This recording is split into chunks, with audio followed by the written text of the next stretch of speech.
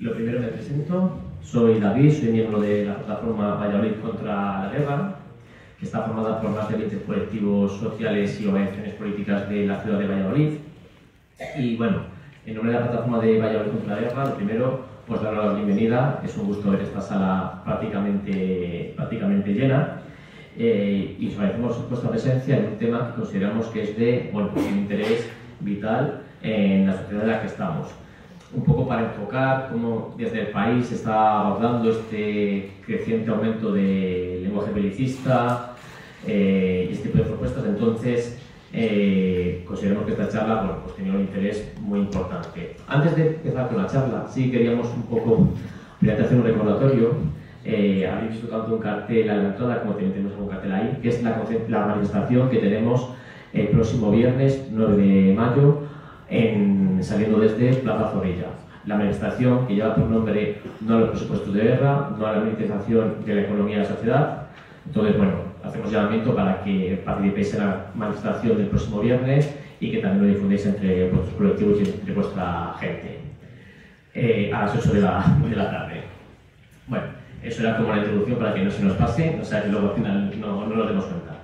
Entonces, bueno, vivimos en tiempos complicados, ¿no? Marcados por distintos conflictos a nivel global, por tema arancelario, por tema de guerras, etcétera y tal.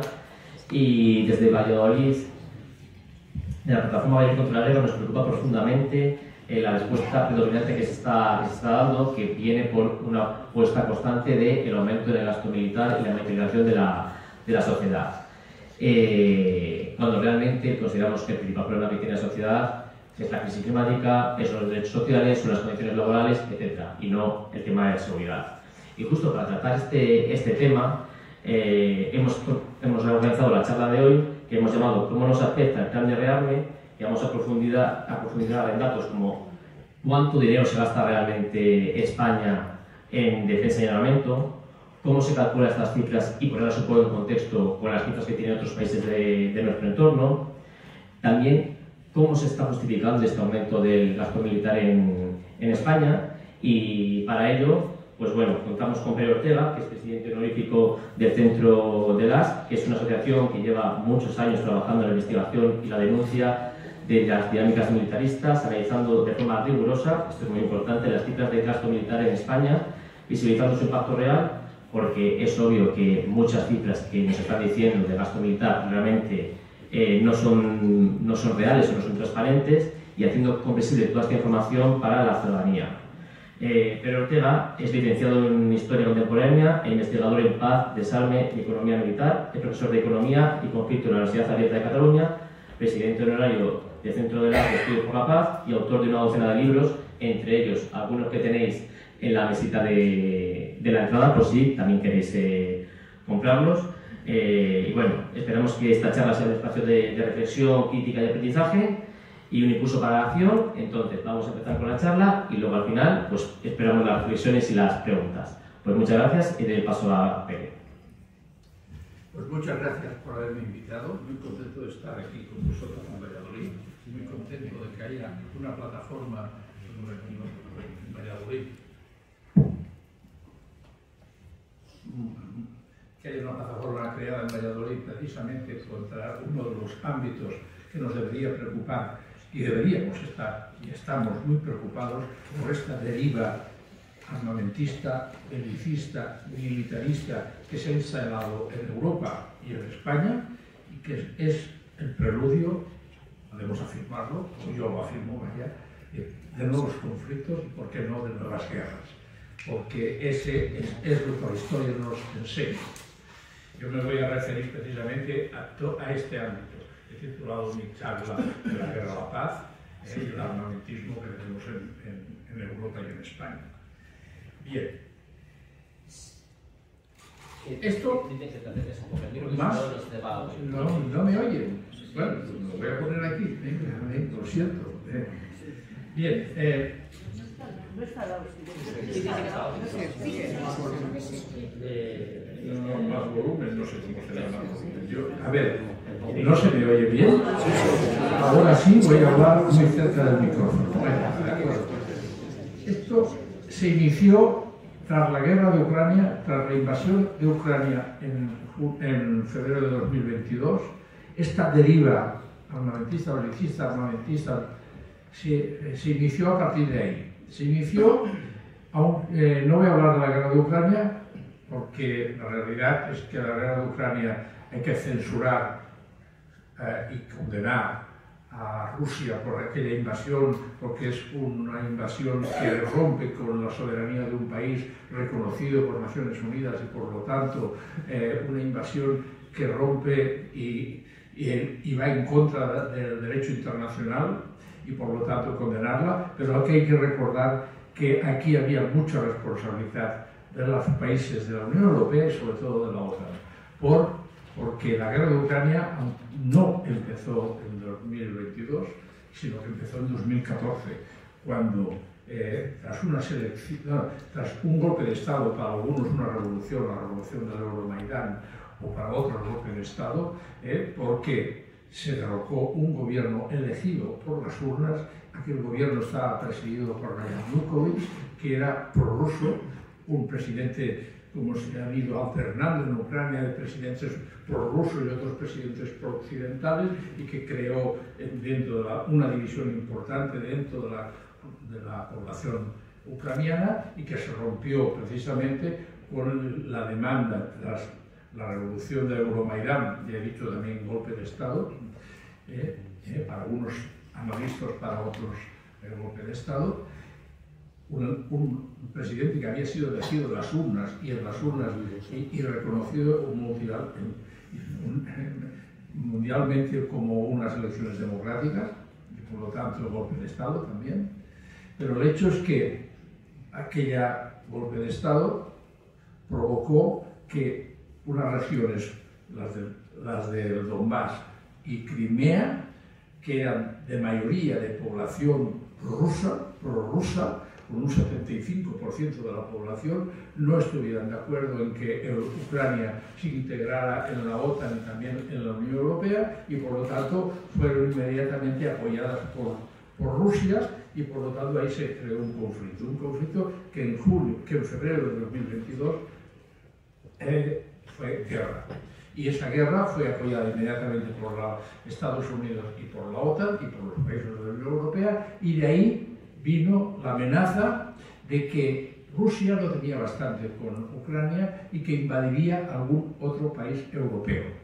Eso es una falacia, que es la que sigue argumentándose hoy en día, falacia por una razón simple, porque hay que pensar que Rusia, si atacó Ucrania, fue porque no se admitió la demanda rusa de que no podía tener una amenaza como representaba instalar bases militares de la OTAN en la frontera con Rusia, y que eso provocó la invasión rusa, y que eso no puede volverse a producir en cualquier país otro europeo que sea miembro de la OTAN, porque eso sí que representaría una guerra europea y una guerra mundial, porque invadir un país de la OTAN obliga a todos los países miembros de la OTAN a responder de forma conjunta, y por lo tanto eso representaría una guerra mundial. En cambio, ese es el gran argumento que hoy se utiliza dentro de la Unión Europea y dentro de la OTAN para exigir que lleguemos al 2% del PIB en gasto militar, y también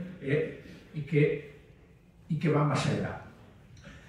A ver, es precisamente después de las elecciones últimas de la Unión Europea que algunos países europeos han reclamado que los países miembros de la Unión Europea y también de la OTAN aumenten su gasto militar y vaya más allá del 2%. Había un compromiso llevado a cabo en una cumbre de Yale en 2014, entonces gobernaba en España el Partido Popular, de llegar al 2% del PIB. Esa era una demanda que los países miembros de la OTAN, europeos, siempre me refiero a los países europeos, no llevaron a cabo, porque era hacer un esfuerzo enorme. En Europa, la media de los países miembros de la OTAN, los 29 países de la OTAN, no llegaba al 1,2% del PIB. Llegar al 2% quería decir aumentar muchísimo el gasto militar. Eso quiere decir grandes inversiones en armamentos sobre todo.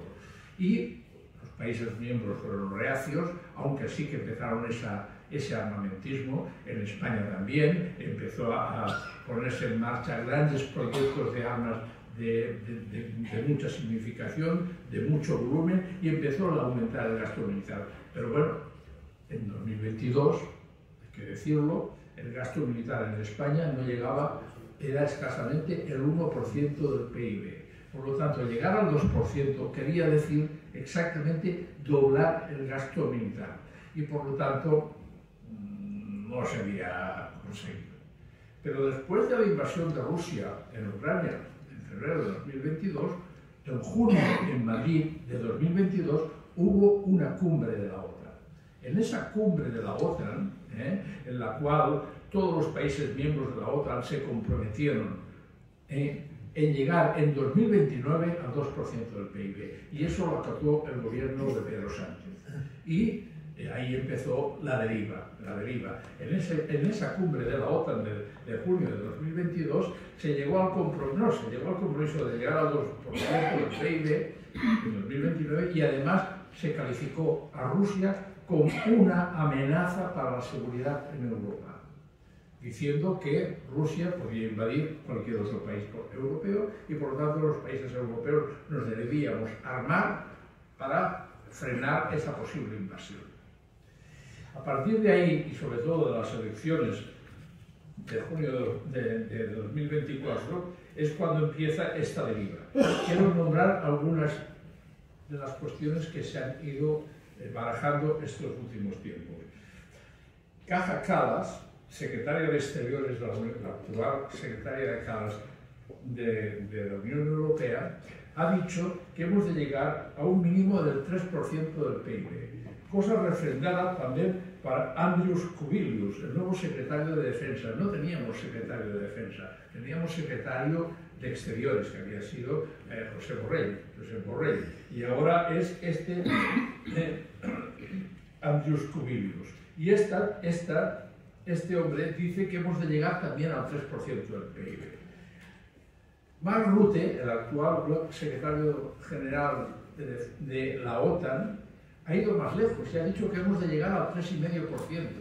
Y han convocado una cumbre de la OTAN en junio de este año, en La Haya, en la cual se va a pedir, ya es oficial, se va a pedir que todos los países miembros lleguen al 3% del PIB en gasto militar, cuando aún estamos luchando por llegar al 2%. Y ya dicen que hay que aumentarlo al 3%. Hay otros países que van más lejos. El propio Donald Tusk, es el primer ministro de Polonia, ellos ya piden llegar al 5% del PIB. Luego explicaré qué representa eso para los países de Europa. Y Donald Trump, el nuevo presidente de la Casa Blanca, también nos pide que Europa tenemos que llegar al 5% del gasto en gasto militar. ¿Por qué lo dice? ¿Por qué lo dice esto? Donald Trump es importante. Porque él sabe, los europeos también, que el 65% de todas las compras de armas que llevan a cabo los países miembros de la OTAN y de la Unión Europea se adquieren en Estados Unidos. Y por lo tanto sabe que el principal beneficiario de la compra de armas y como este gasto militar va orientado sobre todo a crear músculo militar, quiere decir a crear más potencia militar, va toda dirigida a adquirir armamentos. Y por lo tanto sabe que la gran beneficiaria será la industria militar de Estados Unidos, que es la más potente del mundo y la que suministra más armas en Europa. Esto la Unión Europea lo quiere romper un poco, porque ahora veréis lo que dicen los países europeos de la Unión Europea.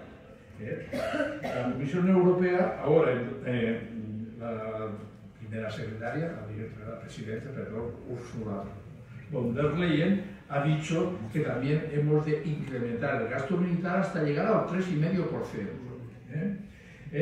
¿Y cuáles son las propuestas que lleva a cabo la Unión Europea? Son importantes, las quiero nombrar para que veáis, cuando yo hablo de militarismo en Europa, cómo se está instalando, las demandas que hace la Unión Europea. En primer lugar, Ursula von der Leyen dijo que hemos de disponer de 800.000 millones de euros para incrementar este gasto militar.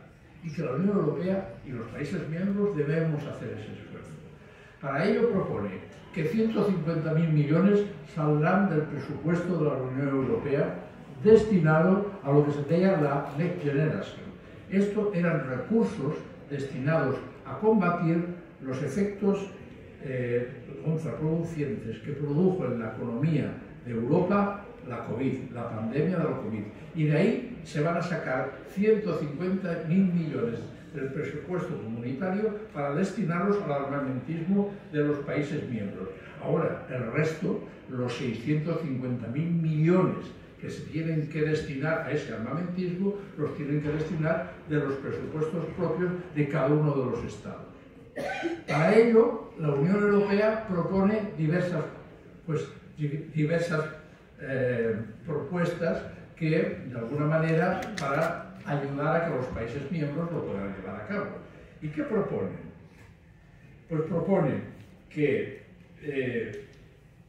las inversiones en adquisiciones en armamento no computen ni en el techo de gasto, por tanto, no computen en el presupuesto de gasto, y además que ni como deuda pública.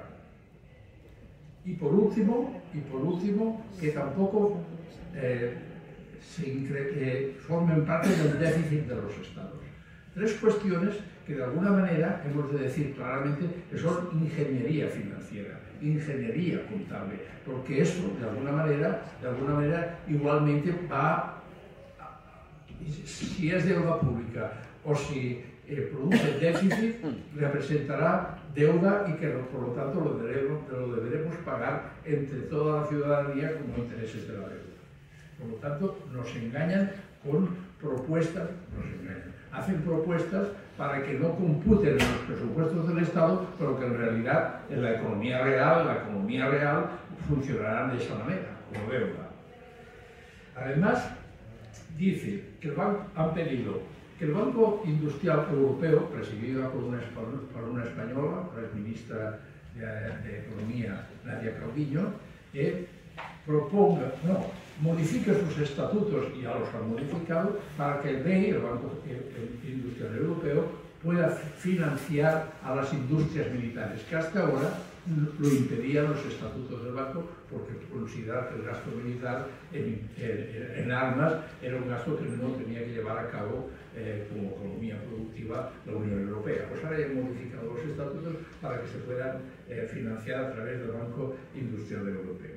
Además, dicen que las compras de los equipos de defensa se han de llevar de forma conjunta entre los países miembros de la Unión Europea para facilitar la no dependencia de Estados Unidos y que se compren en industrias europeas, para que por lo menos el 40% de todos los armamentos se compren en Europa y no fuera de Europa, como hacía hasta ahora en Estados Unidos y en otros países de otros lugares, como por ejemplo en Israel.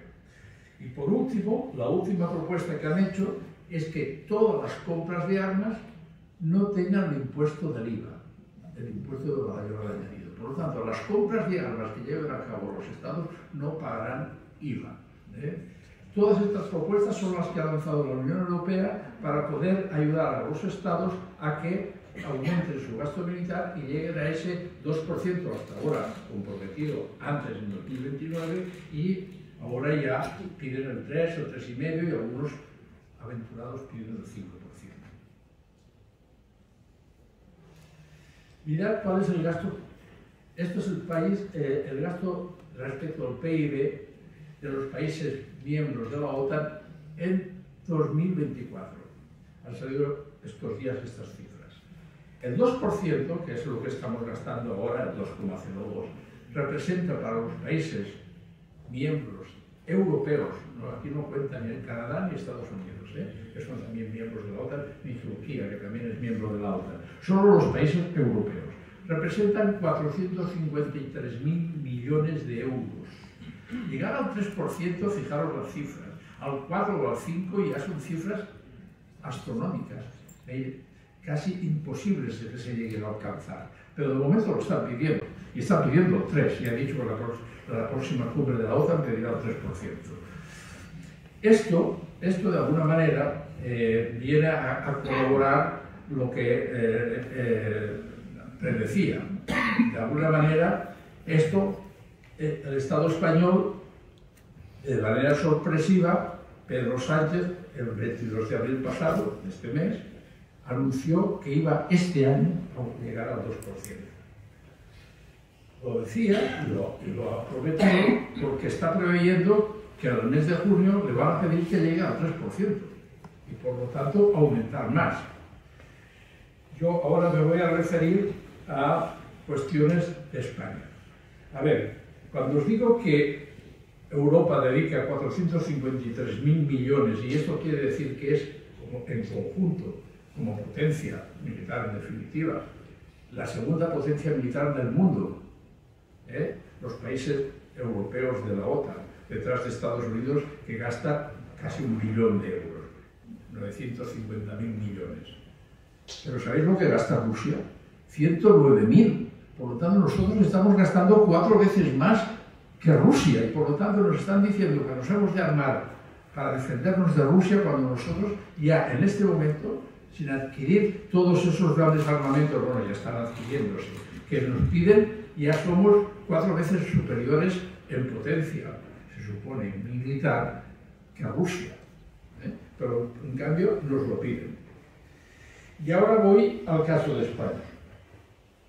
El Consejo de Ministros del 22 de abril nos sorprendió que Pedro Sánchez, tras el Consejo de Ministros, se sacó de la chistera que España llegaría al 2% del PIB este año 2025. Y para eso aprobó un presupuesto de aumentar 10.471 millones de euros este año del gasto militar. Luego lo explico. Voy aquí directamente. Para llegar a ese 2%, dijo que el presupuesto de defensa llegaría a 33.123 millones este año. Y lo corroboró, y no lo hemos de creer. ¿De dónde sale este dinero? Esa es la pregunta importante. No, esto lo dejo aquí, no, es que está más adelante.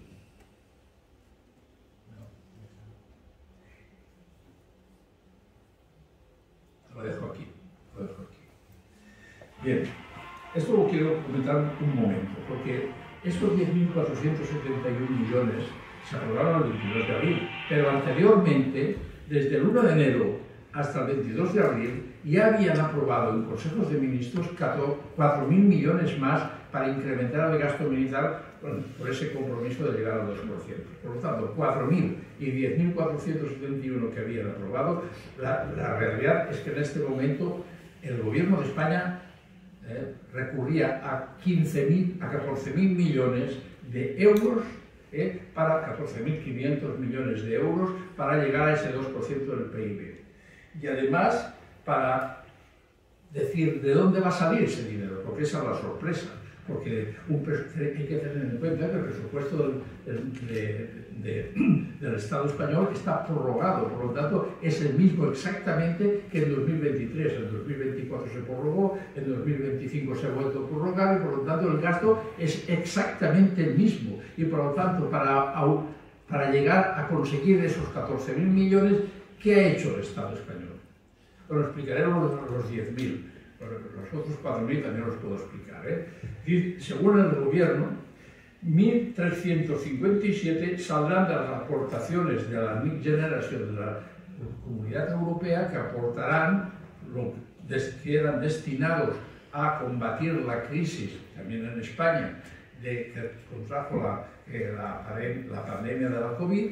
Esos recursos deben ser destinados al Ministerio de Defensa. Por lo tanto, se retrotraen de las ayudas que deberíamos recibir, las ayudas al desarrollo de aquellos sectores que se vieron afectados por la crisis de la COVID y se reenvían al Ministerio de Defensa. Luego dijo que 2.819 saldrían de los fondos de liquidez autonómica, por lo tanto se retrotraen de las comunidades autónomas para enviárselos al Ministerio de Defensa. Luego 1.395 salen del fondo de contingencia. El fondo de contingencia es un fondo común que tiene el presupuesto del Estado para hacer frente a las grandes crisis que puede tener un gobierno, como por ejemplo la que tuvo lugar con la Dana en Valencia, o otras que pueden ocurrir. Es normal que un presupuesto, un Estado tenga un fondo de contingencia para hacer frente a casos extraordinarios que pueden ocurrir. Y por último, 1.681 saldrían desde el Ministerio de Industria. Los no especificados hasta los 10.471 salen de reasignaciones de partidas no ejecutadas en los presupuestos de 2023 y 2024. Y aquí me paro para decir que todo esto, lo disfracen como quieran, de alguna manera son recortes. Porque en primer lugar, lo que iba destinado a la crisis de la COVID se destinará al Ministerio de Defensa, por lo tanto, recortes en otros sectores. Segundo, lo que sale del Ministerio de Industria son recortes para el Ministerio de Industria que se destinarán al Ministerio de Defensa. Luego, las otras partidas que salen de los presupuestos no ejecutados quiere decir que normalmente un presupuesto no ejecutado, y eso pasa en todas las administraciones, en el Ayuntamiento de Valladolid, en la comunidad autónoma de esta comunidad y del Estado, de los ministerios, se permite que al año siguiente se reenvíe otra vez a un propio ministerio porque no lo han ejecutado y son los remanentes, lo gastado en un año, se puede volver a ejecutar en el año siguiente si el Estado lo permite, y normalmente lo permite. En este caso no se va a permitir y por lo tanto se va a reenviar al Ministerio de Defensa. Esos son, en definitiva, recortes. Recortes, llamémoslo como quieran, son recortes que por lo tanto van a afectar a la economía productiva del país,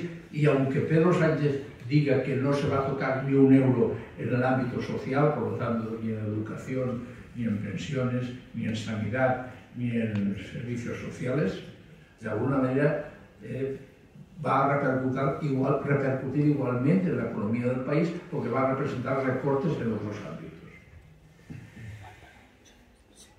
Según él, todos estos recursos van a ayudar para el Ministerio de Defensa a mejorar las condiciones laborales de los militares, a subirles los salarios y que además comprar equipamientos. Cuando dice comprar equipamientos está diciendo armamentos, digamos lo claro. Y además va a destinar buena parte de él, el 31%, a adquisición de tecnologías en telecomunicaciones y de ciberseguridad y ciberguerra. Por lo tanto, también, de alguna manera, son equipamientos de tipo militar para dar más seguridad a los militares en caso de un conflicto armado o a participar en conflictos armados. Después, destinar a instrumentos de defensa, eso quiere decir también armamentos, también nada menos que 2.000 millones. Y bueno, y a misiones en el exterior, pues una buena parte de ellos, porque cada vez el incremento de misiones en el exterior de España cada vez es más fuerte, precisamente por los conflictos ocasionados en Ucrania, que tenemos misiones militares en los países bálticos, en Polonia, en Rumanía, y por lo tanto va a destinarse a ello. Por lo tanto, esto que lo llamen como quieran, que utilice los eufemismos que quiera el gobierno de Pedro Sánchez, pero esto en definitiva son instrumentos de defensa y de disuasión militar. Y para ello estos 33.123 millones. Para llegar a estos 33.000 millones, sumando simplemente el Ministerio de Defensa y los 14.500 millones que ha aportado, sacándoselos de la chistera, ya digo, de no sabemos dónde, bueno, de donde ellos dicen que salen, han tenido que recurrir también a algunas de las propuestas que nosotros hacemos, hace años que lo hacemos desde el Centro de NAS. Nosotros afirmamos que hay mucho gasto militar repartido por otros ministerios y que también son inequívocamente militares, como son la seguridad social de los militares, la mutua militar, las aportaciones que haces desde el Ministerio de Exteriores a la OTAN, como son también las misiones militares en el exterior que están infravaloradas y luego se hacen desde el Fondo de Contingencia aportaciones para poder hacer frente a esas misiones en el exterior, como son las ayudas militares que salen desde el Ministerio de Industria a las industrias militares para producir armamentos que luego comprará el Ministerio de Defensa y por lo tanto también es un gasto militar. Si sumamos todas esas partidas, entonces es cuando el gobierno español, que por primera vez las va a sumar, llegaremos a los 33.000 millones. Si no, tampoco llegaríamos, porque he dicho que España, simplemente lo que era el Ministerio de Defensa, hasta ahora gastaba 14.500. Fijaros, de 14.500 a 33.000 hacían falta 20.000 millones más. 14.000 los ha sacado de donde sea, de donde él dice que los va a sacar. Ya lo veremos si lo consigue, porque eso en la práctica hay que demostrarlo. Y luego las otras partidas son esas partidas que están repartidas por otros ministerios y si la otra se lo permite, computarán como gasto militar. Bien. Pero hay más cosas. ¿Qué es lo que quería enseñar aquí? Estos son los grandes, no los voy a explicar, los grandes proyectos de armamentos que están vigentes en este momento en España. En España hay unos 45 grandes proyectos de armamento que hace muchos años que se están llevando a cabo. Son programas de armas que tienen una duración de 10, 15, 25 años. Las fragatas F-100, los aviones de combate Eurofighter, los blindados Pizarro, los submarinos S-80, etcétera, etcétera. Y los que hay en marcha, que digo 45 grandes problemas, que suman la escalofriante cifra de 53.000 millones de euros y que tienen que llevarse a cabo en los próximos 10-15 años. Por lo tanto, el gobierno español, para hacer frente a ese enorme gasto que está en marcha, en parte ha sido adquirido y pagado, pero otra parte aún está por pagar, necesita incrementar el presupuesto de defensa para poder frente a los pagos. Con eso, es lo que yo supongo, el gasto militar llegará incluso al 3% del PIB, porque esto se debe gastar en los próximos años. Aquí los tenéis, dejo para el final estos, ya digo, 53.000 es el total. Bien, en realidad, he dejado aquí estos marcados 4 en amarillo para que veáis que cuando hablamos de la guerra de Gaza, de la guerra de Cisjordania, de la guerra que lleva a cabo, este genocidio que lleva a cabo Israel con el pueblo palestino, y que sabéis, porque le ha salido en la prensa, y que nosotros en el Centro de LAS hemos denunciado que hay proyectos armamentísticos en marcha, porque no es solamente lo que se vende a Israel, que desde luego es censurable al 100%, pero que es poco, pero es más importante lo que compramos en armas a Israel. Y eso es muy importante y vale la pena que os fijéis solo en estos grandes 4 programas. 4 programas que resulta que 2 de los cuales, los 2 últimos, están en los proyectos que presentó el gobierno de Pedro Sánchez el 22 de abril, porque esos 10.461 millones que he detallado, de dónde saldrán los recursos, también detallan en qué se gastarán. Y son grandes proyectos de armamento. Pues resulta que 2 de ellos son los 2 últimos, el láser de combate aéreo y la radiotáctica del Ejército de Tierra. Los otros 2 también están en marcha y que de momento están en stand-by, están parados. Que es lo que ha dicho el gobierno de Pedro Sánchez, que de momento no se están ejecutando, pero son proyectos que están en marcha y por lo tanto que cuando la situación con Israel se calme se volverán a reactivar, porque no tienen sustitutos, porque esas empresas israelianas que tienen el contrato confirmado por España, ahora en este momento estarán en suspenso, como en realidad los 4, pero que seguramente cuando la situación en Israel con Palestina se calme, se reactivarán. Y están ahí vigentes. Y están entre los 10.471 millones que el gobierno de Pedro Sánchez aprobó el pasado 22 de abril. Es lo que quería explicar. Y vuelvo a este punto. Según el Centro de las, que incorporamos todo ese gasto militar que he dicho que está repartido por otros ministerios, este año 2025, si, tal como dice el gobierno, se incorpora todo ese gasto, llegaremos al 2,48%. En realidad, este año, el gasto real militar del Estado español será de 40.457 millones de euros. Una barbaridad. Estamos hablando que se va a destinar al armamentismo del Estado español, a este belicismo que se ha instalado en la Unión Europea y que también, avalado por la OTAN, que España es uno de los miembros destacados de ese armamentismo. Por lo tanto, hemos de censurar, evidentemente, de que nuestro gobierno está destinando a gasto militar lo que debería destinar en realidad a lo que es la economía productiva, la economía real, la economía simplemente que no es militar.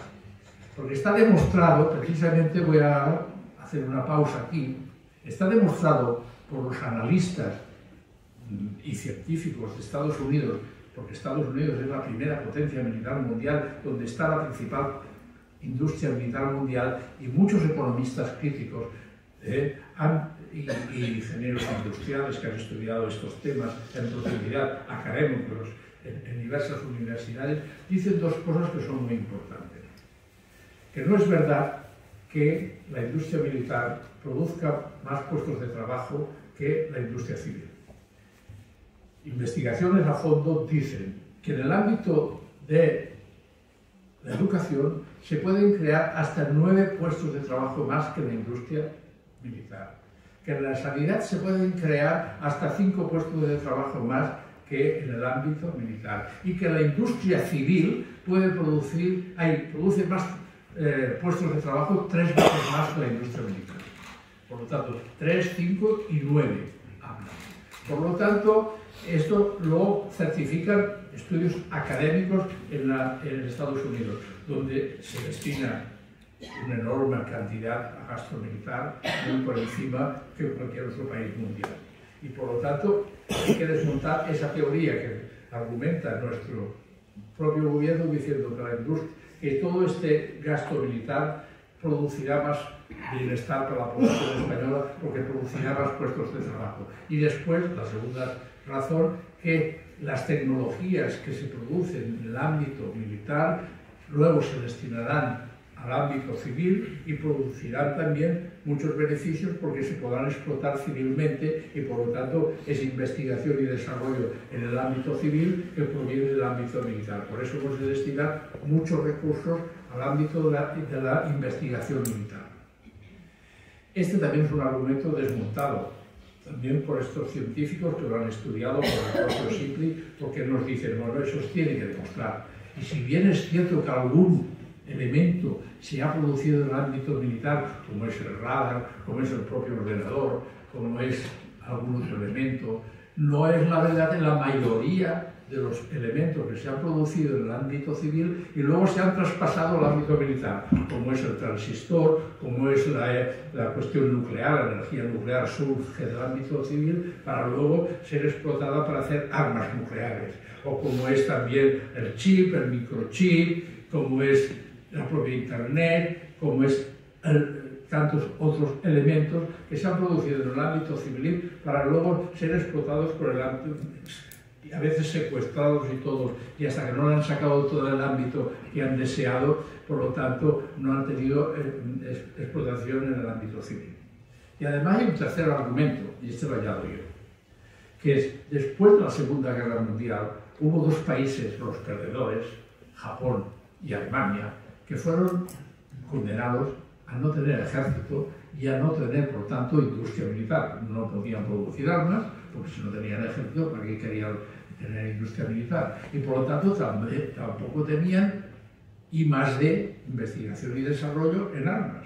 Y todos esos recursos en I+D que iban destinados a la industria militar se destinaron a la industria civil. ¿Y qué produjeron?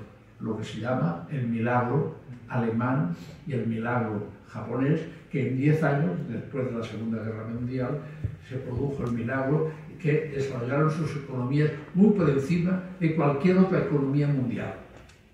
Y por lo tanto también demuestra que todos los recursos que se pueden destinar al ámbito militar, si son destinados al ámbito civil, producen muchos más beneficios para la población en general. Bueno, voy acabando. Yo quería enseñar quizás otra cosa, no la he puesto.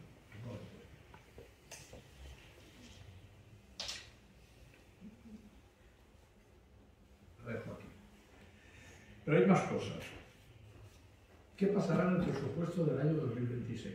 Este año nos han dicho que van a llevar a 30.325 millones el gasto militar en defensa para llegar al 2% del PIB, que nosotros decimos de los centros, que serán 40.500 y el 2,5%.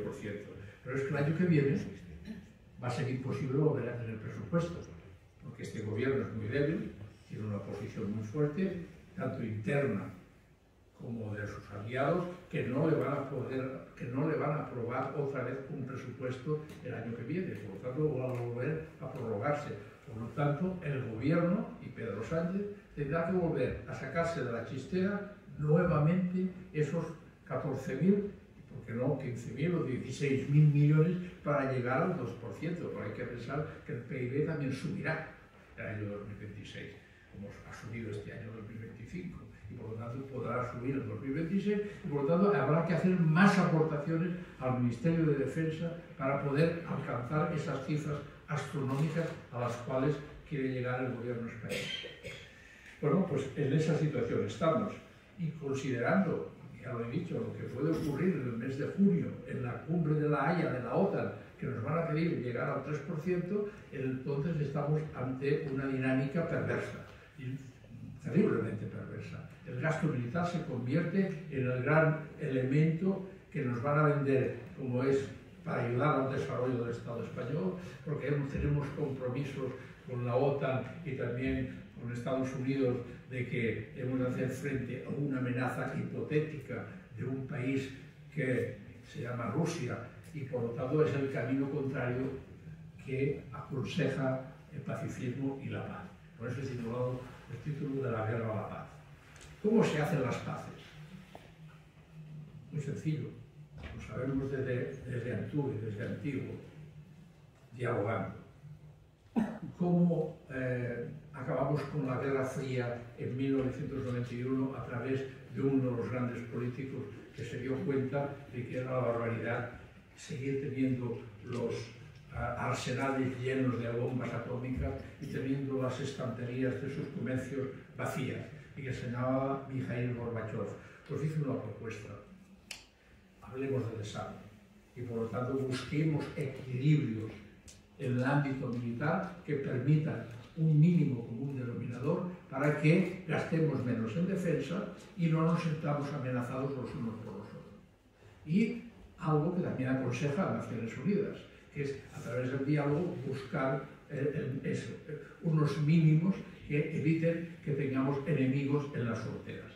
Eso lo hace España con sus países del sur, ya los ha eliminado con los países del norte, también lo hace con los países del sur, con Marruecos, con Argelia, con Mauritania o con Túnez, tener unas excelentes relaciones. Pues ese es el camino que deberíamos estar llevando con Rusia, porque Vladimir Putin no durará toda la vida. Y por lo tanto, si antes de junio de 2022 teníamos unas excelentes relaciones con Rusia, sus turistas venían a nuestras ciudades y a nuestro Mediterráneo a bañarse y a hacer sus vacaciones, y teníamos relaciones políticas, comerciales y culturales con Rusia, algún día las deberíamos volver a hacer. Por lo tanto, lo que debería estar haciendo la Unión Europea es desplegar lo máximo posible su diplomacia para establecer de nuevo relaciones con Rusia que evitáramos tener un enemigo que además está dentro de Europa. Por lo tanto, ese es el camino que deberíamos estar construyendo para generar paz con Rusia. Y en cambio nos estamos armando hasta los dientes para prevenir un ataque con Rusia y por lo tanto eso lo único que hará es que Rusia responda de la misma manera, iniciando una carrera de armamentos con los países europeos, por lo tanto un desenfreno en el gasto militar para adquirir nuevos armamentos que conduce a una carrera de armamentos y que tarde o temprano explotará con nuevos conflictos. Quizás no directamente, porque eso representaría una guerra mundial, pero sí en guerras periféricas, como ya ocurrió durante la Guerra Fría, como en realidad es lo que fue la guerra de Ucrania, una guerra periférica, una guerra por delegación en que se enfrentaron Estados Unidos a través de la OTAN con Rusia y que acabó en una guerra y que hemos de solucionar. Y lo que primero la diplomacia europea debería estar dialogando ya con Vladimir Putin para frenar la guerra de Ucrania, para buscar un alto al fuego, para buscar negociaciones que condujeran a una paz entre los países, entre Ucrania y Rusia, porque esa guerra no la va a ganar nadie, ya se ha demostrado. Es una guerra estancada, una guerra de fronteras, que es imposible que la gane ni uno ni el otro. Primero, porque a una potencia nuclear nunca se le puede ganar una guerra, porque siempre tendrá como último recurso el arma nuclear. Y por lo tanto, no es imposible ganarle esta guerra a Rusia, como también le es imposible a Rusia ganar una guerra a un país que está apoyado por la OTAN. Por lo tanto, hay que buscar finalizar esa guerra. Ese es el camino. Primero con Ucrania, pero también con Rusia. Hay que pensar en el día de mañana cómo volvemos a construir la paz con Rusia. En cambio, ¿cuál es el camino que ha iniciado la Unión Europea? Y critico especialmente a la Unión Europea porque no es un organismo militar, sino que es de tipo económico-político y por lo tanto debería estar desplegando las máximas diplomaturas posibles en diplomacia preventiva y en diplomacia respecto a Rusia, cosa que no está haciendo. Por lo tanto, ese es el camino de la paz y en cambio nosotros hemos iniciado el camino de la guerra, que es un camino desastroso para nuestras economías, para nuestra población y en cambio hemos de combatirlo sobre todo con actos como este, con manifestaciones como la que vais a hacer este sábado y con la población levantándose de alguna manera diciendo a nuestro gobierno que ese no es el camino de la paz, que ese es el camino de la guerra y por lo tanto nos oponemos a esto.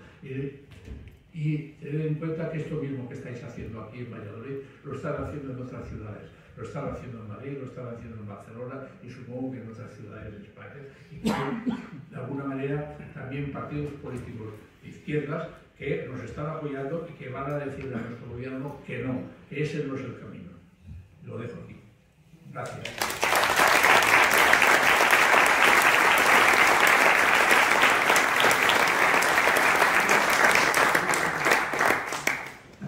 Pues ahora si queréis hacer alguna intervención, vais pidiendo palabras y os vamos cogiendo no tenemos micro de mano, así que lo hacéis un poco alto y un poco pues vamos cogiendo esas palabras, ¿vale? Entonces, bueno, quien quiera intervenir, que levante la mano.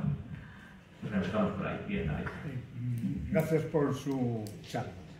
Le iba a preguntar qué opina de que, y por lo menos yo me entero ahora de que hay unas tierras preciosas en Ucrania que se las van a repartir entre Estados Unidos y Rusia y Europa va a ir de pagafantas. ¿Y Europa qué?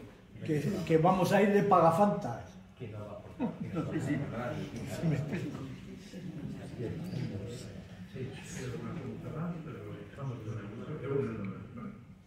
Bueno, mi opinión es que, bueno, es muy triste, muy triste, pero es la condición que le ha puesto Donald Trump.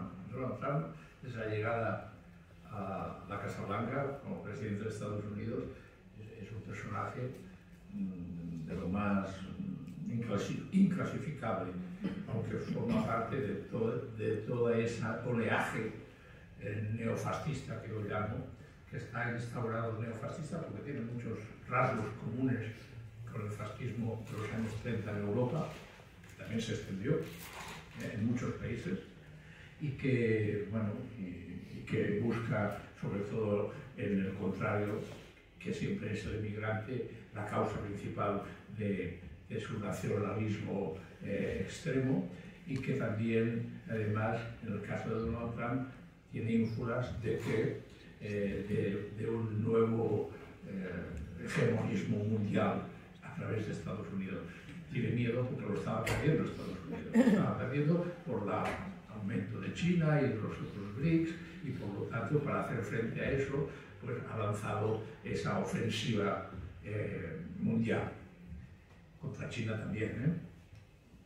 Bien, las tierras raras, yo creo que a Ucrania no le ha quedado más remedio que claudicar y cedérselas a Estados Unidos, porque si no, era un chantaje que le estaba haciendo Donald Trump diciéndole a Zelensky en Ucrania: o me cedes las tierras raras y la reconstrucción, porque la reconstrucción también será mucho dinero, ya veremos si participa Europa o no, creo que también, pero bueno. A cambio, yo continuaré apoyándote de cara a buscar las paces con Rusia, pero apoyándote. Es el precio que paga Zelensky admitiendo que se lleve las tierras raras, que no son muchas tampoco ni muy importantes, pero algo tiene. Todos tenemos algo, tenemos litio en Extremadura, en España, por lo tanto todos tenemos algo, pero en Europa escasea las tierras raras y los recursos necesarios para ese desarrollo tecnológico que sí necesita Estados Unidos y que no tiene suficiente, y que lo buscará por todos los lugares del planeta, porque la mayoría están en China, además. Tiene el 90% de todas las tierras raras que se está produciendo en este momento en el mundo están en China, y las otras están repartidas escasamente por algunos países, algunos en África subsahariana, pero Europa no los tiene. Pero algo tiene Ucrania y se lo quiere quedar Donald Trump. Teníamos por aquí otra pregunta. Sí. Bueno, aprovechando... No, gracias por la conferencia primero de todo. Aprovechando que estamos en la universidad y en esta facultad de Derecho, leo aquí una noticia que apareció el otro día. Dice: universidades públicas del Estado español estudian eliminar la cláusula contra la investigación militar. Varios rectorados analizan revocar el compromiso adoptado en 2003 ante la recepción de nuevos planes de financiación vinculados a fondos europeos, que promueven proyectos con fines militares. Entre ellas, pues bueno, la Universidad de Barcelona, la Autónoma de Barcelona, la Autónoma de Madrid, Politécnica de Cataluña, Compostela, Granada, Valladolid, Oviedo, Girona y Lleida, según esta información. Si nos podías comentar un poco, bueno, efectivamente, el Ministerio de Educación, sí, y cómo la investigación también en las universidades puede cubrir gasto en esto que se llama defensa. Esta es una nueva propuesta que acaba de surgir estos días en la prensa, que yo también la he leído, y que viene, de alguna manera, a acompañar a todo lo que he ido diciendo antes. En la mayoría de las universidades, no sé si en todas, pero en la mayoría, en la inmensa mayoría, al menos en Cataluña, hay una cláusula que prohíbe directamente la investigación y desarrollo de armamentos en las universidades. Eso afecta sobre todo a las politécnicas, sobre todo, es donde se desarrolla más la investigación en ciencia. Y por lo tanto, que las industrias militares, porque las industrias militares son las que recurren a las universidades para que hagan investigación, para luego ellos aprovecharlo en su desarrollo de tecnología. Me refiero a las empresas grandes: Indra, GMV, Sener, Amper, quizás no las conocéis, pero son empresas muy potentes de nuevas tecnologías y que tienen convenios con universidades para que desarrollen. Son empresas que en buena parte son civiles, en su mayor parte, y en pequeña parte son militares. Por ejemplo, Indra, la más conocida, superpotente, el 20% de toda su producción es una empresa con 120.000 trabajadores. La empresa más potente y además una empresa controlada por el Estado a través de la SEPI. El 20% de sus acciones, no, el 28% de sus acciones son de la SEPI, y por lo tanto que la ayuda el Estado y es el primer accionista y la controla.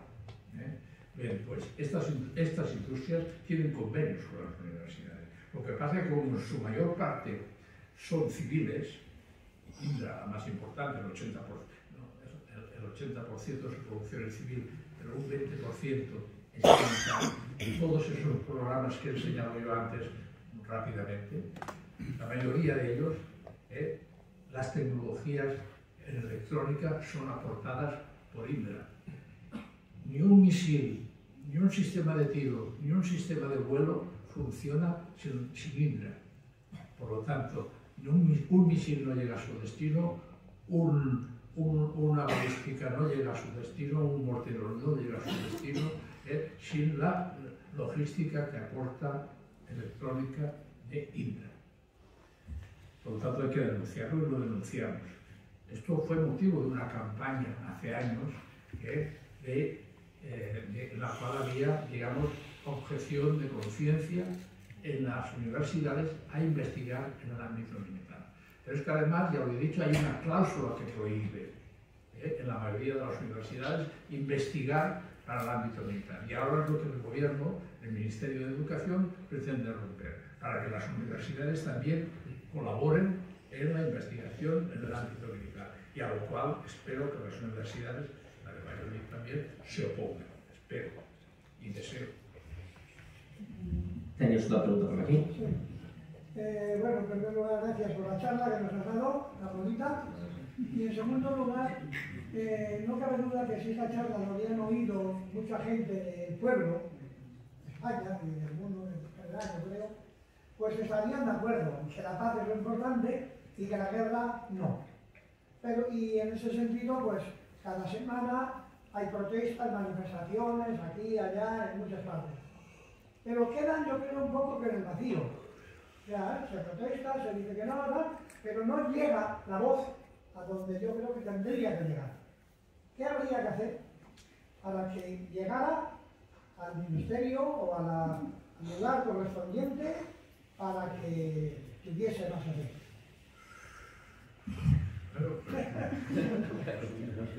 Multiplicar actos como este, multiplicar manifestaciones como esta. Yo creo que hay un refrán que yo aprendí en los años 70, yo también soy mayor, del proteste y sobrevive. Proteste y sobrevive precisamente cuando hubo el despliegue de los euromisiles en Europa, los Pershing, para enfrentarse a los misiles de la Unión Soviética, y hubo un levantamiento en muchos países europeos, en Alemania sobre todo, en Holanda también, que en Holanda se impidió, haciendo pressing sobre el gobierno y sobre los ministros para que no aprobaran la instalación de euromisiles en sus territorios, porque eso quería decir una posible guerra nuclear en suelo europeo. Bien, pues ahora deberíamos estar haciendo lo mismo. Multiplicar actos como estos, manifestaciones como la del sábado, presionar a nuestro gobierno a través de las múltiples acciones que podría hacer la población civil, sobre todo presionar a los socios de izquierdas que tiene el PSOE en el gobierno y fuera del gobierno. A todos esos grupos podemos llegar a Podemos, podemos llegar a Sumar, podemos llegar a Izquierda Unida, podemos llegar a Bildu, podemos llegar a Esquerra Republicana de Cataluña, que los necesitan para aprobar presupuestos y para aprobar leyes. Y por lo tanto, presionando a esos partidos quizás podamos frenar esta locura de gasto militar que se nos ha venido encima y de la cual nuestro gobierno también forma parte. Y por lo tanto hay que presionar. Esta es mi única propuesta, no tengo ninguna otra. ¿Por ahí? No sé si ha sido Martín quien ha formulado la última pregunta. Claro, yo quería decir que no estoy del todo convencida de que todo el mundo tiene la misma opinión que los y las que estamos aquí. Claro. No, claro, efectivamente. O sea, me encantaría que, que esta charla llegase a más gente, porque yo entiendo que cuando, no sé si es la mayoría de la gente, escucha noticias sobre el aumento del gasto militar, lo que entiende es pues mayor seguridad. ¿no? La reacción de mucha gente es, pues bueno, será algo bueno. No sé si desde el Centro de las se ha hecho algún tipo de estudio, bueno, sí, seguro que sí, o sea, no sé si nos puede dar alguna idea de cuál es la opinión pública sobre el aumento del gasto militar, qué opina la gente en general, la sociedad española y claro, bueno, un poco en la línea de lo que se ha hecho algún tipo de estudio, bueno, sí, seguro que sí, o sea, no sé si nos puede dar alguna idea de cuál es la opinión pública sobre el aumento del gasto militar, qué opina la gente en general, la sociedad española y claro, bueno, un poco en la línea de lo que ha dicho Martín, cómo se puede ir cambiando esa opinión para que haya un consenso como el que hay en esta sala. Sí, a ver, la opinión pública. Se publican encuestas. Parece, primero debemos tener en cuenta una cuestión.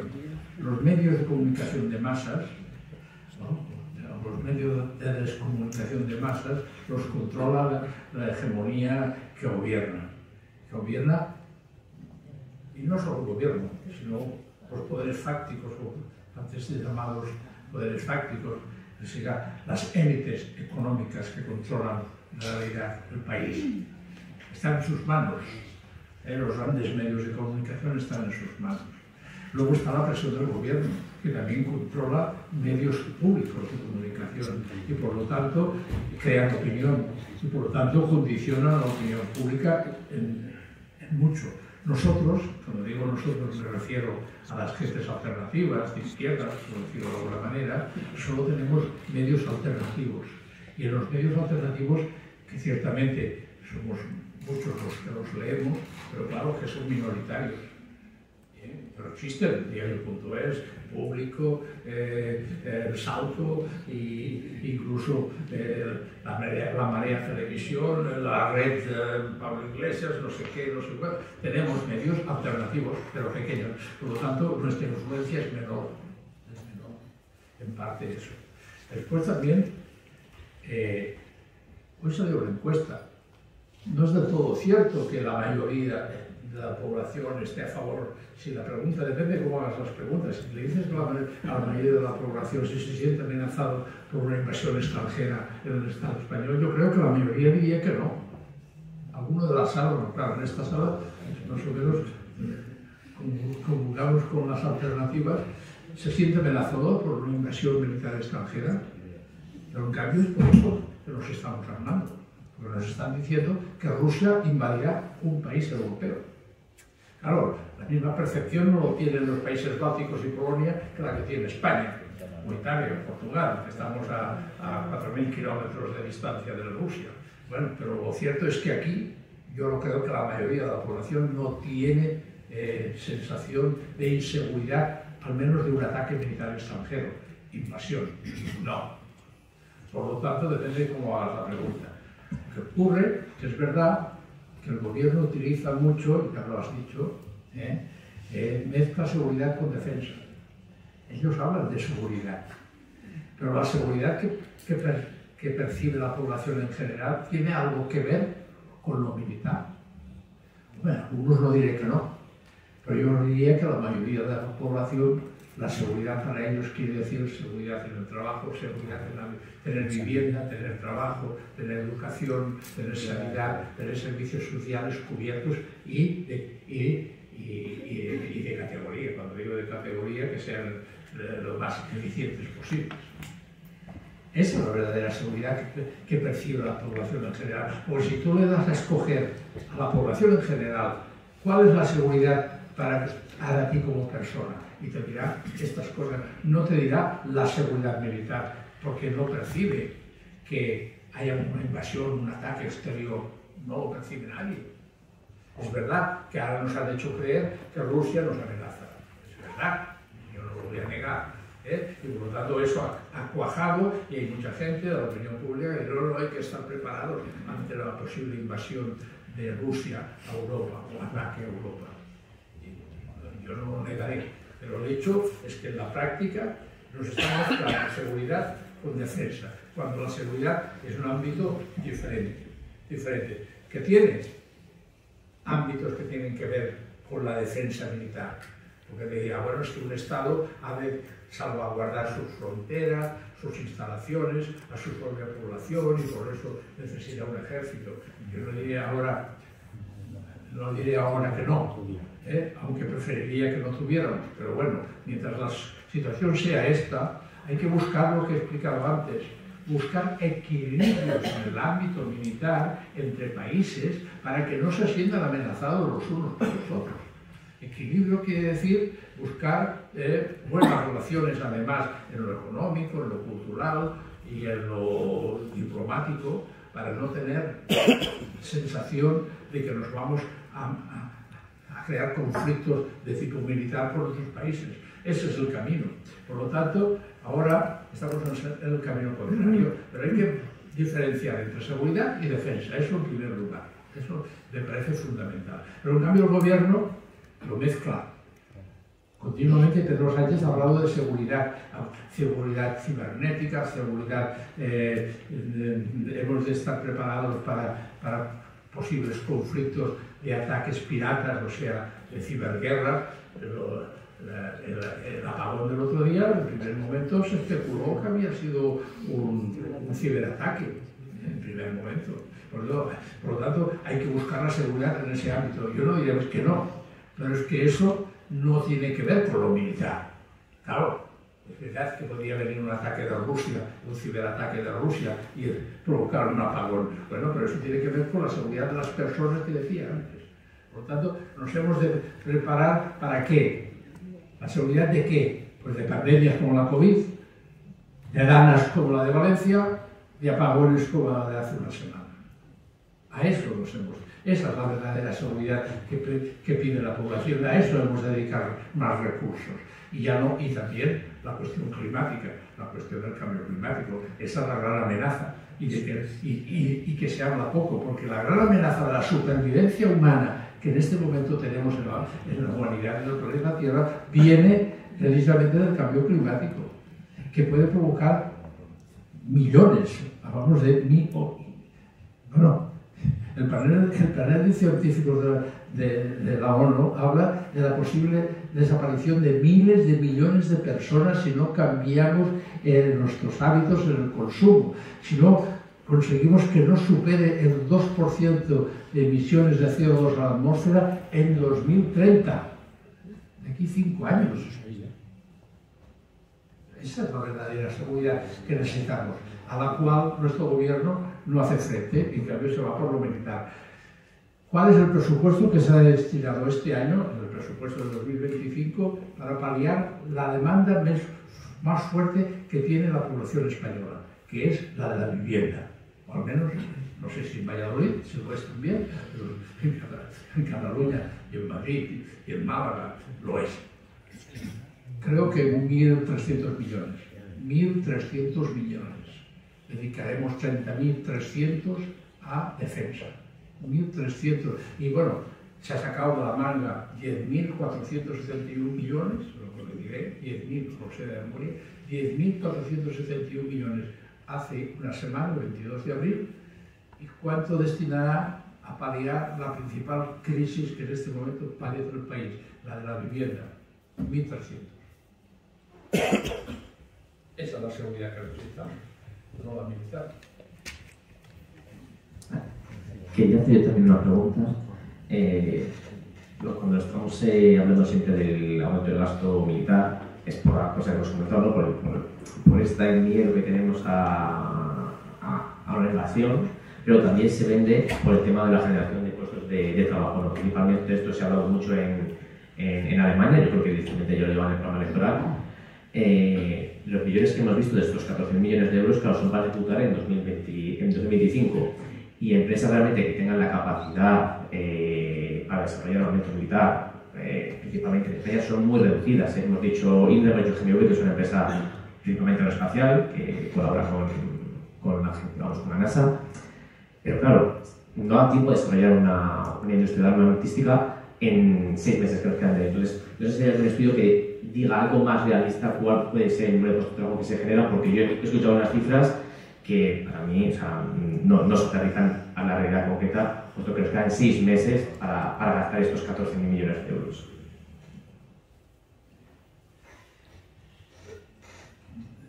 ¿Cómo los van a desarrollar? Bueno, pues ¿en qué los van a invertir? Los van a invertir, sobre todo, ya lo he dicho, en armamentos. Además, han presentado una lista. Hay una lista de unos 40 proyectos militares a los cuales se destinarán buena parte de esos 10.471 millones. Antes he descrito las grandes partidas, pero la mayoría serán destinadas a adquirir armamentos. Esos armamentos se adquieren principalmente en diversas industrias europeas. En España también, las principales, Airbus Military Defense, que es un conglomerado europeo, pero que tiene en España una potente industria, en Sevilla y en Madrid. Trabajan unos 14.000 trabajadores, no es ninguna broma, y que produce toda la aviación militar, aviones de combate, helicópteros de combate y aviones de transporte militar en España, se producen en España. También compartidos con Francia, Alemania, algunos en Italia y otros en el Reino Unido. Esta es la principal. Después está la Navantia. La Navantia es 100% antigua. Bazán es 100% una industria militar que produce buques de guerra. Solo. En el Ferrol y en Cádiz. Bien, pues, esta industria, 4.000 trabajadores, produce todos los buques de guerra, también están en marcha ahí. Por lo tanto, hay una... A ver, España, como industria militar, no es muy potente, pero en comercio de armas somos el 8º país exportador de armas del mundo. Producimos de toda la producción mundial, un poco, bueno, un 3%, no es mucho, pero bueno, somos los 8º, claro, el primero es Estados Unidos, el segundo es Rusia, el tercero es Alemania, Reino Unido, Alemania, Francia, Italia, Israel y después nosotros. No está mal. Y luego el resto de empresas son empresas europeas, la mayoría, pero también en Estados Unidos. En España tenemos una industria militar de Estados Unidos, General Dynamics, que adquirió Santa Bárbara, es muy conocida, por la que produce todos los tanques, todos los blindados Leopard, los blindados Pizarro y los blindados Centauro que suministra al Ejército de Defensa español. Por lo tanto, sí que tenemos una industria militar. Estos serán los grandes destinatarios. Y empresas europeas como Safran, como Leonardo, como la alemana Rheinmetall, que ha adquirido en España Expal, la principal productora de obuses y de municiones. Y Rheinmetall, alemana, es la que produce también los blindados Leopard en Alemania, la concesión para que se produjeran en España y que le suministra a Rumanía. ¿Y qué produce Rheinmetall en Albacete? Obuses de 155 milímetros, que son los que más se utilizan en la guerra de Ucrania, y que tiene un contrato con España de 1.000 millones de euros para producir obuses que se están suministrando a Ucrania. Pero pues estas serán las grandes beneficiarias de todos estos recursos que está movilizando el Estado español. También Estados Unidos, también, porque algunos, España compra en Estados Unidos mucho armamento también. No sé si hay una pregunta más. Esta y cerramos. ¿Qué pasa? Creo que no hay ninguna más, ¿no? Si hay alguna más, aprovechamos y hacemos todas juntas, y si no... ¿Qué pasa con el ejército europeo?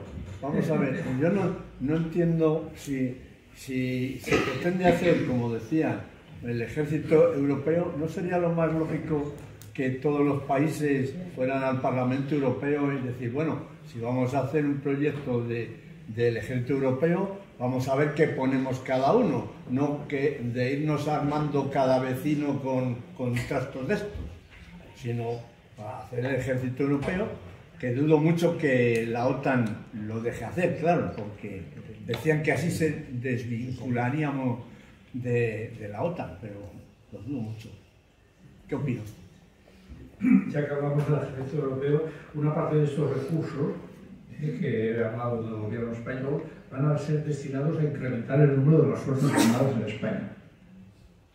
En este momento el ejército español ha ido disminuyendo el número de efectivos. En este momento estamos en 116.000 y teníamos 120.000 hace 2 años, por tanto disminuyendo. Y una parte de estos recursos va a ser para incrementar 16.000 soldados. Se quiere llegar a los 140.000 y en este momento 116.000. Se quiere llegar, por tanto, una parte de los recursos para incrementar el número de fuerzas armadas. Lo digo porque me he olvidado antes. Y ahora, al hablar del ejército europeo, en Europa, los países de la Unión Europea quieren 1.350.000 soldados. 1.350.000 soldados. Si sumamos a los 27 países de la Unión Europea, si sumamos los de la OTAN, más. Porque hay que añadir los de Noruega y los del Reino Unido, que son de la OTAN. ¿Cuántos tiene Rusia? Pues debe tener unos 100.000. Ay, perdón, he dicho ¿cuántos he dicho? 1.250.000. Rusia debe tener, no llega al 1.000.000, si moviliza todo su potencial de reserva, si no, no debe tener 300, 400.000, no lo sé exactamente. Por lo tanto, nosotros tenemos un número muy superior a los rusos. Ahora, es verdad que se ha hablado de la creación de un ejército europeo, y yo no les diré que no a ustedes. Por mí, encantado. Queremos un ejército europeo y suprimamos los ejércitos nacionales. Porque si queremos una Unión Europea, que en lo económico hemos hecho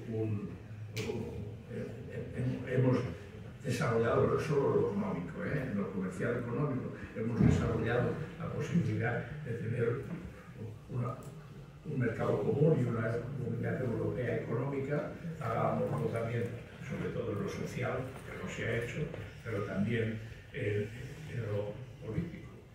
Y en lo político no lo han hecho y no lo harán. Y no lo harán por una razón, porque nadie quiere renunciar a la soberanía de su propio Estado. Y la soberanía de los Estados, tal como se concibió en el pasado y sigue pasando, se basa en el tener la hegemonía sobre la base militar, sobre lo militar. Que quiere decir que yo tengo la capacidad de tener un ejército y no piensan renunciar a ello. Por lo tanto, para mí es utópico pensar que los 27 países se van a poner de acuerdo en crear un ejército europeo. Ya lo han dicho. ¿Y qué han propuesto? Crear dentro de la OTAN un subgrupo para tener un cuerpo militar europeo. Porque de esa manera podrán tener la comandancia militar ya la tiene formada la OTAN. La OTAN tiene todo instalaciones y infraestructuras repartidas por todos los países europeos, en España también. Tiene varias, en Torrejón, en Vétera, en parte de 2 bases militares, en Rota y Morón, que las tiene Estados Unidos porque pueden servir para la OTAN, evidentemente. Por lo tanto, esa infraestructura la OTAN la tiene, pero en cambio no la tiene la Unión Europea. No puede crear una estructura de mando. Estructura de mando sí que podría, pero se van a poner de acuerdo 27 países en crear una estructura de mando en la cual ¿quién mandará? En la OTAN se sabe bien quién manda. Estados Unidos, que tiene esas bases militares, esas infraestructuras, y por lo tanto es la que puede dar cobertura a una defensa militar en Europa. En cambio, la Unión Europea no la tiene. Y para crearla, han propuesto crearla dentro de la OTAN, cosa que habrá que darle permiso a quien manda en la OTAN, que es Estados Unidos. Por lo tanto, Donald Trump hay un personaje en este momento para que eso lo autorice. Por lo tanto, eso para mí es una entelequia que no se va a producir, porque ninguno de los países europeos va a renunciar a tener un ejército propio, porque en eso se basa la soberanía del propio Estado. Nos guste o no, y ojalá se produjera. Pues no hay ninguna pregunta más. ¿Sí? Sí, una la última, sí. Parecida a la que he hecho antes, sobre la OTAN. ¿Qué? Sobre la OTAN. O sea, esta sobre la OTAN. Sería, claro, la opinión pública sobre la OTAN. La opinión pública sobre la OTAN. Sí, claro, se está de alguna forma reavivando el movimiento de rechazo a la OTAN en España, o al menos pues, se está intentando desde los movimientos sociales recuperar esa voz popular contra la OTAN, y me pregunto cuál es en España y a nivel europeo y a nivel global la opinión popular, o según lo que hayáis visto en el centro de las claro, el sentir de la población con respecto a la OTAN. Pues aquí también esta pregunta. Un poquito más. Gracias por la intervención. Yo le quería preguntar si cree usted que en España se volverá con estos nuevos incrementos hacia el ejército, si volverán otra vez a establecer como una obligación del ejército el servicio militar. Gracias. A ver, OTAN.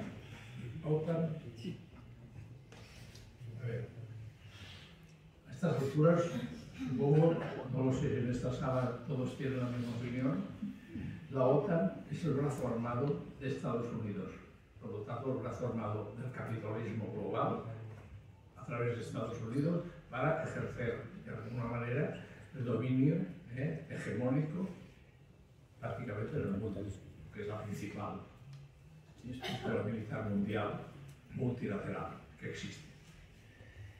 Y sobre todo para tener la mano sobre Europa, o la bota sobre Europa. Nadie ha cuestionado, no hay ningún país europeo que en esta crisis que se está produciendo precisamente dentro de la OTAN, porque cuando llega Donald Trump a la presidencia de la Casa Blanca en Estados Unidos, pone en cuestión a la OTAN, ya la puso anteriormente, la puso en cuestión. Por eso exige que gastemos más militarmente, porque él dice que no quiere continuar gastando dinero en Europa para la defensa de los europeos, que se la paguen ellos. Es una falacia, y lo explico rápidamente. Aquí, cada país de la OTAN paga la parte correspondiente de sus misiones militares dentro de la OTAN. Estados Unidos tiene entre 80.000 y 100.000 soldados en suelo europeo, y por lo tanto los tiene que pagar Estados Unidos. Si se los quiere llevar, que se los lleve. Ya no pagará tanto para la defensa europea. España tiene 3.000 repartidos en misiones de la OTAN por Europa. Y los paga España. Y cada país paga los suyos. Por lo tanto, esa es la contribución que tiene España a la OTAN. Por lo tanto, Estados Unidos, si mantiene esos 100.000 soldados en Europa, es porque tiene una bota. La bota sobre Europa. Cuando se creó la OTAN, Estados Unidos hizo una frase famosa, el secretario de Estado de Estados Unidos, que dijo: la OTAN se crea para tener controlada Europa. Dijo: vamos a tener a Rusia enfrente, a Europa, Alemania debajo y Europa detrás. Dijo esa frase. Por lo tanto, eso se mantiene hoy en día. Y fijémonos que después de la crisis que que en el momento que Donald Trump dice que se ha de acabar la guerra de Ucrania, cuando la OTAN es el principal instrumento que ha dado soporte a Ucrania, porque si no, Ucrania hubiera sucumbido ante la invasión rusa, si ha podido resistir es porque la infraestructura que ha puesto la OTAN al servicio de servicios secretos, servicios de información, servicios satélite, enviando armas. Por lo tanto, no hubiera resistido. Y en cambio, ahora Donald Trump le retira el apoyo. Y por lo tanto, los países europeos, viendo la crisis que viene encima, ¿qué están haciendo? Gastando en armamento, para crear esa potencia militar europea autónoma de la OTAN, cosa que no se va a producir, porque ya lo he dicho, lo primero que proponen es crearlo dentro de la OTAN, porque saben que fuera de la OTAN es imposible crear a 27 estados que se pongan de acuerdo de cómo se ha de crear una estructura militar europea. Parece bastante difícil que se pueda producir, ya le he contestado. Por lo tanto, la percepción es que van a seguir dentro de la OTAN y que Donald Trump, a pesar de las críticas que haga a la OTAN y a los países europeos, va a mantener igualmente a la OTAN y no la va a destruir, porque sabe que así nos tiene controlados a los europeos. Esa es mi opinión. Segundo, España y el servicio militar obligatorio. No lo he explicado, pero en Europa se está volviendo a instaurar el servicio militar obligatorio. No lo tengo aquí para describir qué países, pero aparte de los que nunca abolieron el servicio militar obligatorio en Europa, que no hay unos cuantos, es igual ahora cuáles son, la han incorporado de nuevo Letonia, Lituania y Estonia, Suecia y Dinamarca. La han incorporado de nuevo, con diferentes grados. Holanda también. Lo tienen en estudio Alemania y Francia, en estudio. Por lo tanto, sí, se está volviendo al servicio militar europeo en Europa. Y se está, de alguna manera, forma parte de esta deriva militarista en la que estamos inmersos, que ya he descrito. Por lo tanto, el servicio militar obligatorio está en marcha. ¿Será posible esto en España? Yo creo que no. En el momento el gobierno del PSOE ha denegado siempre esa posibilidad. Tampoco he oído que el Partido Popular la apoyara. Lo único que apoya la reincorporación del servicio militar obligatorio en España es Vox, el único, nadie más. Aquí como hubo una gran lucha por parte del movimiento de objeción de conciencia, por los insumisos, por el MOC, etc., por lo tanto parece difícil que ahora vuelvan a reincorporarlo. No quiere decir que no busquen alguna fórmula. Y la fórmula que van a buscar es alguna que han introducido en algunos países europeos, que es aculturar a nuestra juventud. ¿Aculturar qué quiere decir? Y hacerlos pasar por quizás algunos, digamos así, meses de aculturación, para ideologizar sus mentes, para que consideren que la defensa es muy importante y que por lo tanto han de estar preparados para defendernos de ataques exteriores. Eso es posible por incorporar. Eso es posible que nos digan de aquí un tiempo de que a nuestros jóvenes de a partir de 18 a los 21 años tienen que pasar anualmente un mes, 2 meses o 3 meses, y eso ya lo han hecho en algunos países europeos, en Suecia, por ejemplo. Han incorporado ese sistema de obligatorio, obligado a los jóvenes y a las mujeres también, y a las mujeres también, a que pasen por una ideologización o aculturación de la defensa como un valor primordial del Estado.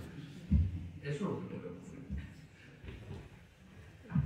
Bueno, pues antes de terminar, recordar unas cosillas. Lo primero, dar las gracias a Pedro Ortega por la ponencia de hoy, que si alguna persona quiere comprar